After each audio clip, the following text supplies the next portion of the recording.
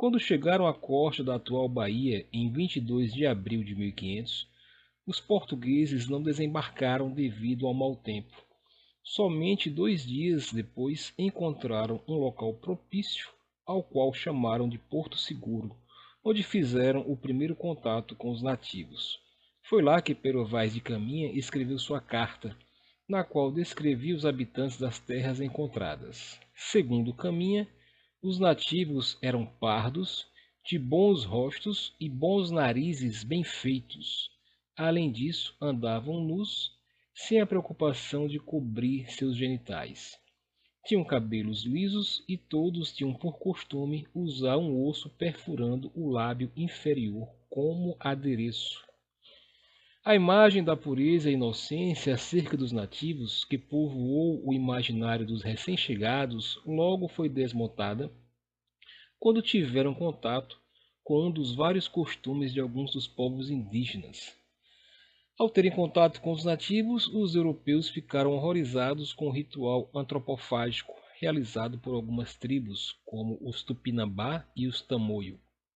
O ritual era composto por cantos e danças, das quais toda a aldeia e até mesmo o prisioneiro participava, seguido por fim do banquete. Para aqueles povos, comer a carne de um guerreiro inimigo, capturado em combate, significava vingar os parentes mortos, além de adquirir as qualidades, principalmente a coragem do prisioneiro. Os enviados da coroa portuguesa logo perceberam que não havia como gerar lucros imediatos nas novas terras. Nesse tempo, foram enviadas 2 expedições ao Brasil, mas apenas em caráter de reconhecimento territorial. A primeira expedição, em 1501, comandada por Gaspar de Lemos, e a segunda, em 1503, liderada por Gonçalo Coelho. Logo nos primeiros anos do século XVI, realizou-se o primeiro contrato comercial com a colônia, que foi estabelecido por meio de arrendamento. Fernão de Noronha, um nobre cristão novo, arrendou a ilha que mais tarde herdaria seu nome. Pelo contrato, o arrendatário tinha a obrigação de enviar 6 navios por ano para vigiar a costa, construir feitorias, ou seja, locais que serviam para estocar, armazenar os produtos a serem transportados para a metrópole e realizar o escambo com os índios. O escambo tinha significados distintos para ambos os grupos. Para os indígenas, a entrega de mercadorias significava o estabelecimento de aliança. Era o acerto de um pacto entre as partes. Para os portugueses, era uma forma barata de conseguir o que queriam. Os portugueses estimularam guerras entre diferentes tribos para venderem os inimigos capturados como escravos. A Igreja, a partir de 1537, permitia a escravidão dos nativos desde que estivessem envolvidos em conflitos chamados de guerras justas. O interesse português pela colônia só mudou quando a concorrência entre reinos europeus se acirrou. O caminho para as Índias passou a ser realizado por outras sociedades. Holandeses e outros povos começaram a concorrer com os portugueses, tirando-lhes a hegemonia nesse setor. Outro fator também contribuiu para a mudança de postura dos portugueses: as constantes ameaças de invasão às novas terras, principalmente depois da descoberta de ouro nas colônias hispânicas. Como o governo português não dispunha de recursos suficientes para investir na colonização do Brasil, a solução encontrada foi transferir a tarefa para particulares, preferencialmente integrantes da nobreza. Dessa forma, em 1534, o rei de Portugal, Dom João III, ordenou a divisão do território da colônia em 15 grandes porções de terras e as entregou a donatários, pessoas que ficariam responsáveis pela exploração das posses. O vínculo jurídico estabelecido entre a coroa e os donatários era baseado em 2 documentos principais: a carta de doação, que conferia ao donatário a posse hereditária da capitania, e a carta foral, que estabelecia os direitos e deveres do donatário. Importante salientar que o donatário não era o dono das terras. Tudo pertencia à coroa. A doação funcionava como uma concessão estendida aos herdeiros. Quanto aos direitos, os donatários podiam criar vilas e sesmarias. Quanto aos deveres, deveriam assegurar o domínio português na região.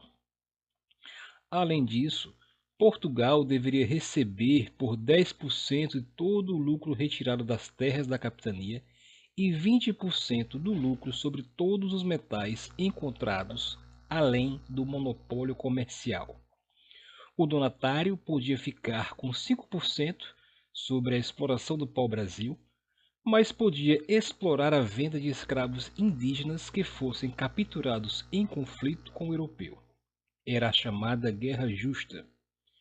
Essa captura estava ligada ao direito do donatário em exercer a plena autoridade judicial e administrativa em região de sua posse. Do ponto de vista econômico, o sistema de capitanias não alcançou os resultados esperados pela coroa portuguesa.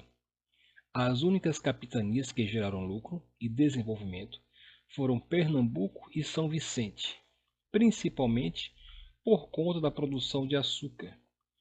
Vários fatores concorreram para o insucesso das capitanias: a falta de recursos dos donatários, o isolamento das capitanias, que atrapalhava a comunicação entre a colônia e a metrópole e entre as próprias capitanias, dificuldades com a lavoura, uma vez que nem todos tinham solo propício para o cultivo da cana-de-açúcar, e revoltas dos indígenas, que passaram a ser vistos como alvo para a escravidão na colônia. Apesar das dificuldades encontradas, o sistema de capitanias lançou as bases da colonização portuguesa na América e a formação dos primeiros povoamentos. São Vicente em 1532, Porto Seguro em 1535, Ilhéus em 1536 e Olinda em 1537. Algumas mulheres chegaram a participar da administração das capitanias. A esposa de Duarte Coelho, Brites Mendes de Albuquerque, assumiu o governo da capitania de Pernambuco depois da morte de seu marido. Ana Pimentel, esposa de Martim Afonso de Souza, assumiu a administração da capitania de São Vicente quando seu marido precisou retornar a Portugal. O insucesso das capitanias hereditárias levou a coroa a procurar soluções diferentes para a administração colonial na América. Ainda no reinado de Dom João III, foi instituído o governo geral, que se tratou da investidura de um funcionário de governo português no cargo de governador-geral da colônia, auxiliando os donatários, os quais ainda mantinham a concessão de uso das terras, interferindo diretamente no processo de colonização. A coroa escolheu a capitania da Bahia como sede do governo geral, e essa escolha foi motivada por interesses administrativos, uma vez que essa capitania se localizava em um ponto central da costa, facilitando a comunicação com as demais regiões. Lá foi erguida a primeira capital do Brasil, Salvador, que foi construída em 1549. Porém, o governo geral coexistiu com o sistema de capitanias hereditárias até 1759, quando as últimas capitanias foram extintas. A partir daí é que o território brasileiro passou a ser administrado exclusivamente por um governo geral. Dessa forma, saíam os particulares e entravam os representantes diretos da coroa portuguesa. Para o desempenho de suas funções, o governador-geral contava com 3 auxiliadores principais: o ouvidor-mor, responsável pelos negócios da justiça, o capitão-mor, encarregado da defesa, e o provedor-mor, que cuidava dos assuntos financeiros. O modelo português de administração resultou também na criação de diversos órgãos político-administrativos, entre eles a Câmara Municipal, a qual tinha seus cargos ocupados somente pelos chamados homens bons, que eram os proprietários de terras.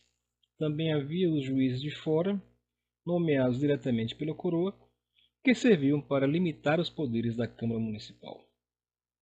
De 1548 a 1808, o Brasil teve 53 governadores gerais nomeados pelo rei. De todos eles, os três primeiros ganharam destaque na história brasileira. O primeiro governador-geral foi Tomé de Souza, que já tinha experiência na África e na Índia.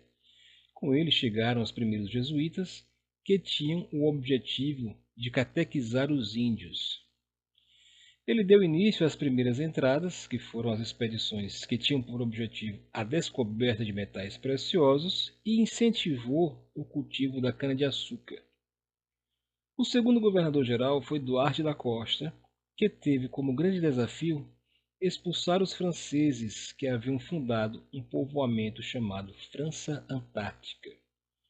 O terceiro governador-geral foi Mendes Sá, que expulsou os franceses e lutou contra os indígenas que resistiam à conquista colonial. As ações do governo de Mendes Sá levaram à destruição de centenas de aldeias do litoral brasileiro no século XVI. Na época da colonização, o catolicismo era não só a religião oficial de Portugal, mas também a religião obrigatória. A colonização, por sua vez, foi um esforço conjunto entre Estado e Igreja, que estavam ligados pelo regime do padroado, no qual a coroa tinha o dever de garantir a expansão do catolicismo em suas terras, construir igrejas e remunerar seus sacerdotes. Por outro lado, a coroa podia criar dioceses e nomear seus bispos, geralmente advindos de famílias importantes. Quando os portugueses desembarcaram no Brasil, uma missa foi realizada para celebrar a tomada de posse da nova terra. Pero Vaz e Caminha, em sua carta ao rei, falava sobre a importância de se catequizar os nativos encontrados. Essa preocupação pode ser explicada pelo regime de padroado estabelecido entre a coroa e a igreja. Esse serviço de catequização seria mais tarde realizado pelos jesuítas. Os primeiros jesuítas chegaram ao Brasil com a comitiva de Tomé de Souza em 1549 e foram liderados pelo padre Manuel da Nóbrega. Ao chegarem, estabeleceram núcleos de ação evangelizadora na Bahia e em São Vicente. Logo depois, a área de atuação foi estendida para Maranhão e Amazônia. No sul do continente, os jesuítas espanhóis organizaram missões missionárias no Mato Grosso do Sul, Paraná, Rio Grande do Sul, Argentina, Paraguai e Uruguai. O mais importante foi a fundação das chamadas missões ou reduções, que eram aldeamentos que podiam reunir milhares de indígenas. Subordinados à administração dos jesuítas, os índios plantavam, criavam cavalos, vacas, galinhas e porcos. E nas horas vagas se dedicavam ao artesanato e à música. As crianças aprendiam a ler, escrever e tinham aulas de religião. Por meio da ação nas missões, os religiosos combatiam os costumes e as crenças indígenas, desmontando os elementos fundamentais de sua organização cultural e facilitando a ação colonizadora. Por outro lado, as missões se tornaram questão de discórdia com os colonizadores. Os religiosos eram contra a escravidão de indígenas, enquanto os colonizadores precisavam de mão de obra para darem continuidade ao projeto expansionista. As missões, por reunirem milhares de nativos em um só lugar, passou a se tornar alvo da ganância de alguns colonos. Ao longo do século XVII, bandeirantes invadiram missões para capturar e escravizar indígenas. Os religiosos deixaram registro da ação dos bandeirantes. E, segundo seus relatos, os bandeirantes faziam ataque surpresa e matavam muitos índios com o intuito de causar terror. Decapitações e esquartejamentos eram ações comuns, e mesmo se refugiando nas capelas, os índios eram assassinados. No entanto, nem tudo estava sob o domínio da Igreja Católica na colônia. Boa parte da população resistia ou escapava à obrigação de seguir os dogmas de Roma. Muitos continuavam praticando outras formas de religiosidade, advindas do sincretismo de crenças e ritos provenientes de tradições culturais indígenas, africanas ou europeias. Benzimentos e simpatias eram apenas alguns exemplos.